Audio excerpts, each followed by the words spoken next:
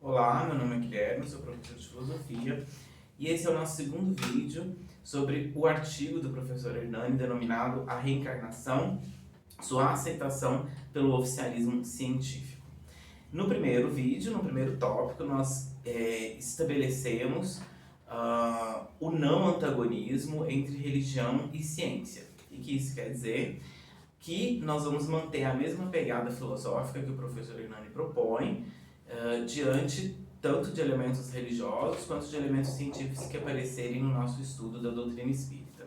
Então, a partir desse primeiro tópico, em que nós vimos o quanto é um empecilho para o conhecimento, essas distinções entre puro e impuro, falível e infalível, enfim, esse maniqueísmo entre o bem e o mal não traz nenhum benefício para o conhecimento. Então, nós precisamos esforçar-nos para entender as bases, as fundamentações, a argumentação, como que se dá ou como que nós podemos complexamente entender aquilo que a doutrina espírita nos traz, e nesse primeiro artigo especificamente o fenômeno da reencarnação.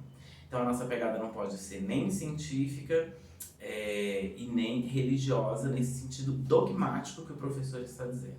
Então não podemos tratar a reencarnação como uma certeza, uma absoluta, uma verdade já dada na sociedade, mas nós temos que estudar o fenômeno da reencarnação e a partir desse estudo a gente ter a compreensão adequada e não uma compreensão simplesmente profética daquilo que nós estamos estudando, propagando, enfim, compreendendo. Eu acho que já vale a pena a gente fazer isso, por exemplo, com esse artigo. Tá? Então, quem é o professor Hernani? Quem é Hernani Guimarães? Quem é essa pessoa que escreve esse artigo? Ok? E ao mesmo tempo a gente vai estar analisando as referências bibliográficas. Exatamente. Antes de estar adentrando de fato a pesquisa do professor Hernani, nós vamos analisar em quem ele se baseou para falar o que ele falou. Então, compreendendo a importância de entender as coisas na sua completude, essa é a diferença entre um livro científico, um estudioso que faz uma pesquisa, assim como o professor Kardec fez, e uma pessoa que simplesmente afirma a sua verdade sem nenhuma explicação. Ok? Então, quando a gente diz, eu vi num romance espírita, eu li num romance espírita, tal coisa ou tal coisa, isso não pode ser dado como uma verdade, a não ser que a gente consiga explicar o fenômeno e dizer como é que ele acontece, por que ele acontece, em quais bases ele acontece, de que modo esse estudo é concatenado, quem que realizou esse estudo. Não, era o irmão Lúcius. Mas quem é irmão Lúcius? Qual que é o trabalho do irmão Lúcius? Que compreensão que ele tem da realidade? Em que ele consegue nos dizer não só verdades prontas e acabadas, mas como que ele chegou naquela verdade? Como que ele elaborou aquela verdade? Então essa é a importância desse nosso grupo de estudos. É não ficar profetizando e professando as coisas por aí sem nenhuma base de entendimento nosso. Então, querendo forçar no outro uma verdade que nem nós compreendemos, mas que nós aceitamos. Isso é muito importante. Então, nós aceitamos a reencarnação, mas como que ela acontece? Por que ela acontece? De que forma que ela se dá? Quais são os seus limites? Quais são a sua normalidade? Qual que é os seus pontos fora da curva? Enfim, uma série de questões que precisam ser estabelecidas e precisam ser bem apresentadas para a gente conseguir manter um nível de conhecimento crítico e, enfim, que vale a pena ser propagado por aí. Então, nós não vamos considerar o fenômeno da reencarnação como um fenômeno certeiro que todo mundo já aceita. O professor Hernani vai fazer uma pesquisa sobre a quantas anda a aceitação da reencarnação dentro do ambiente científico. E para compreender isso, a gente precisa saber se ele tem, de fato, condições de nos falar sobre isso. Entendem? Essa é a diferença, pessoal, entre o pesquisador e a pessoa que entendeu alguma coisa e está te contando sobre isso. Essa é a diferença entre alguém que estuda e alguém que vai te passar a opinião dela, ok? E na doutrina espírita é muito importante que a gente não faça hierarquizações. Não tem hierarquizações, não tem quem é melhor do que quem. Não tem uma autoridade que mantém um conhecimento absoluto sobre a verdade da doutrina espírita, ok? Não é, não temos hierarquia dentro dos centros espíritas, não tem instituições que sejam normalizadoras ou regulamentadoras da doutrina espírita. Então a doutrina espírita é um campo de estudo que está dado a todo mundo, a qualquer pessoa. Pegar os seus princípios, pegar aquilo que está dado ali, os estudos, os fatos, e confirmar, corroborar, criticar, mostrar que não é bem assim, ou mostrar que é exatamente assim. Então a doutrina espírita ela está dada à pesquisa científica e ao campo científico. Okay? Ela não é não deve ser propagada de modo leviano ou dogmático. Não é porque você viu uma palestra de um fulano que você tem que considerar tudo que esse fulano falou como verdade. Observa na própria palestra desse fulano se ele traz um modo como ele compreendeu aquilo que ele está tentando fazer você compreender, ou se ele já te força um entendimento que você não está sabendo como ele chegou nesse entendimento. E aí você acredita nele, estão vendo a diferença? Você crê, você tem crença no que ele disse, mas você não tem entendimento do que ele disse. E a proposta da doutrina espírita, vamos lá, não estou falando de outras religiões, dentro da doutrina espírita, a proposta é entender. Compreender racionalmente aquilo que está sendo falado. Então, se o palestrante te permite um diálogo sobre a verdade que ele trouxe, é porque ele está tentando te mostrar o caminho daquela verdade. Agora, se ele se recusa a te mostrar o caminho e te força a aceitar essa verdade, tem alguma coisa errada aí, ok? Então, na doutrina espírita, não é porque fulano falou que a gente tem que acreditar. É a mesma coisa que no nosso grupo de estudo.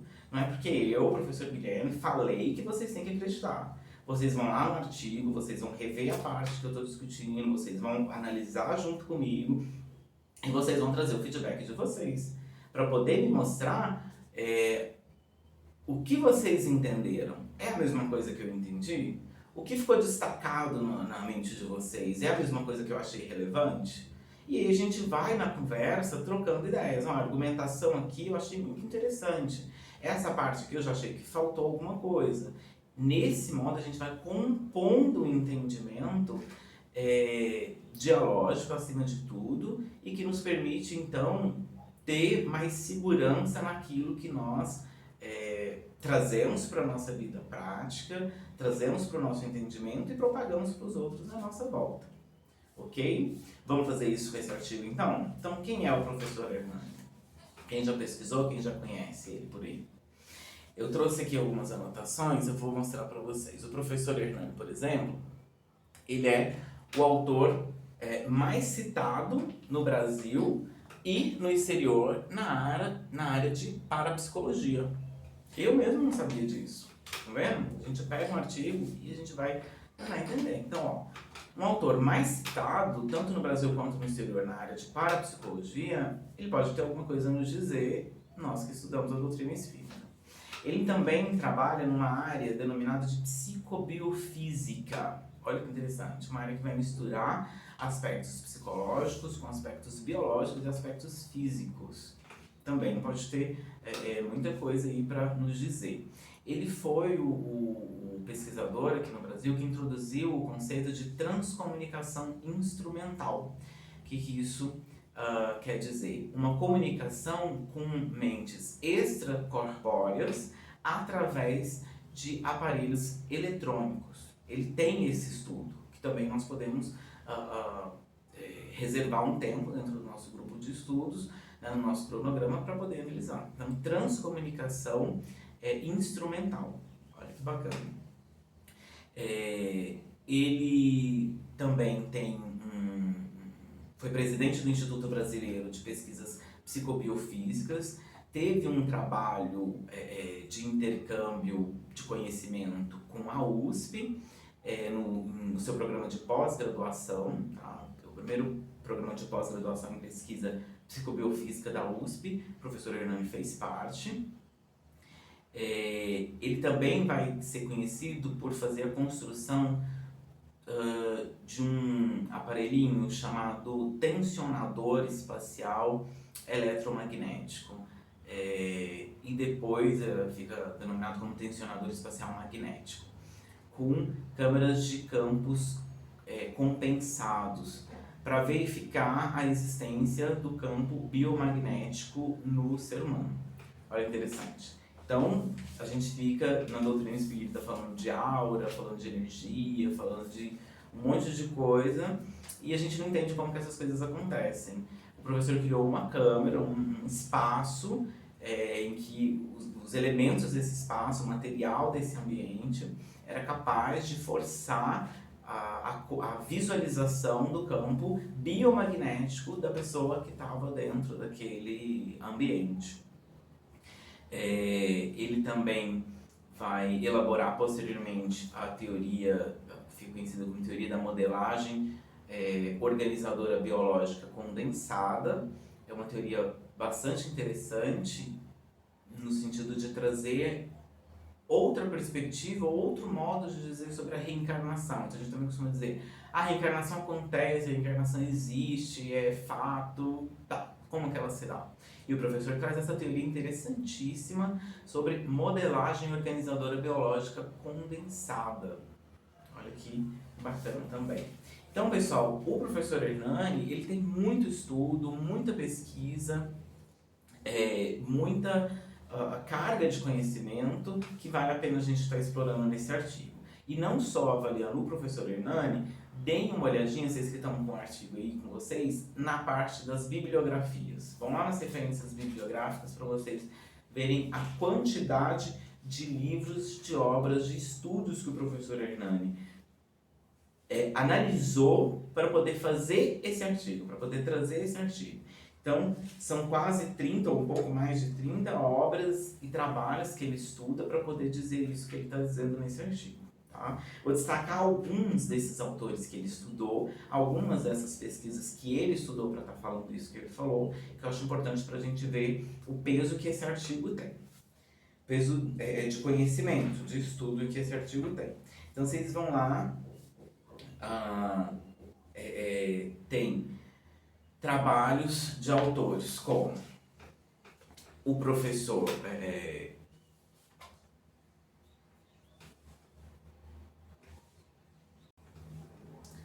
nós temos, por exemplo, o professor José Reis Chaves, que faz escreve um livro chamado A Face Oculta das Religiões, né? Uma visão racional da Bíblia. O que ele vai fazer nesse livro? E está na bibliografia do artigo que nós estamos estudando.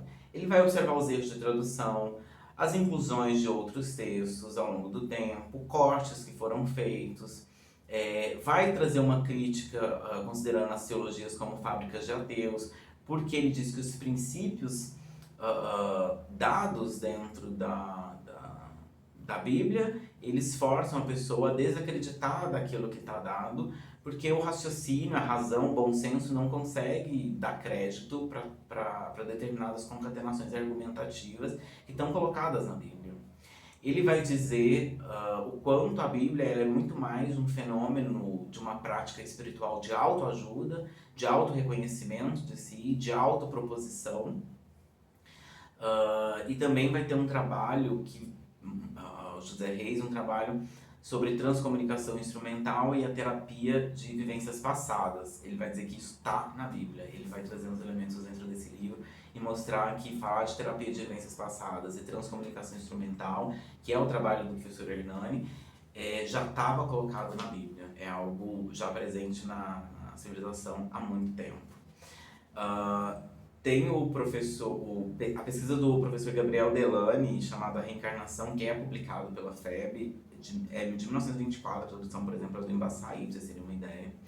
E essa obra é muito extensa, gigantona mesmo, conversando sobre a reencarnação, onde que aparece a reencarnação na Bíblia, de que modo que ela aparece, fora de outros espaços, outras áreas onde se discute reencarnação. É um trabalho muito longo, também vale a pena a gente, quem sabe, um dia conversar sobre ele. Observem também na bibliografia o autor Arthur Guirdan, tá? Entre Dois Mundos e os Cátaros e a Reencarnação, são duas obras dele que estão aí. Um dado interessante, o Arthur Guirdan ele era psiquiatra, e aí ele vai ter um trabalho de análise com uma de suas pacientes, que era epilética, e ele, junto com essa paciente, ele vai reconhecendo a reencarnação que eles tiveram em outras vidas. Eles vão reconhecendo uma vida que eles tiveram juntos na época dos cátaros, uma história também interessante que está nesse livro. Por que eu destaquei ele? Porque é uma autobusca relatada, como se fosse um diário de alguém que vai ver se de fato esse trem de reencarnação existe, e se existe, quando que foi minha última reencarnação, o que aconteceu. Então ele traz nesse livro como que ele vai percebendo, ele relata, tanto ele quanto ela, eles vão se percebendo e percebendo um no outro, e nas histórias que um e o outro vão compartilhando, a sua reencarnação passada. Então é extremamente interessante também. O Jacques Oliot, se vocês verem esse Manu, Moisés, Maomé, ele traz uma comparação entre a Bíblia, o Corão, os rituais egípcios e as escritas persas. Ele vai fazer essa comparação. Eu acho interessante ver o que há de semelhança e o que há de distinção em todas essas grandes religiões, grandes manifestações religiosas. Tem um livro também do Carl Miller, Reincarnation Based on Facts, que tem a tradução e vale a pena ler, que é reencarnação baseada em fatos. Então ele vai trazer alguns fatos que ele considera relevantes na afirmação de que a reencarnação existe. E por fim, eu destaco na bibliografia o trabalho do Stevenson. Vocês podem perceber que tem muita coisa do Stevenson na bibliografia. O Stevenson, ele era um psiquiatra da Universidade de Virgínia, nos Estados Unidos, e ele tinha uma vasta pesquisa, tanto na Índia quanto no Sri Lanka, a respeito de reencarnação. E aí ele vai indo para outros lugares no mundo para fazer essa mesma pesquisa, né? Vai para o Líbano, vai para a Tailândia, vai para uma série de outros lugares para poder registrar casos em que ele consegue afirmar que são casos de reencarnação. Então ele diz de 20 casos sugestivos, ele tem um livro mais que ele concatena, 20 casos sugestivos, 2 deles aconteceram no Brasil, um no Rio Grande do Sul e outro em São Paulo. É interessante, são mais de... atualmente a Universidade da Virgínia, esse departamento de registro de casos de reencarnação, hoje já conta com mais de 2.500 casos registrados, e são registrados não porque a pessoa achou, que a pessoa pensou, que a pessoa sonhou com alguma coisa e ela acha que aquilo é a reencarnação dela.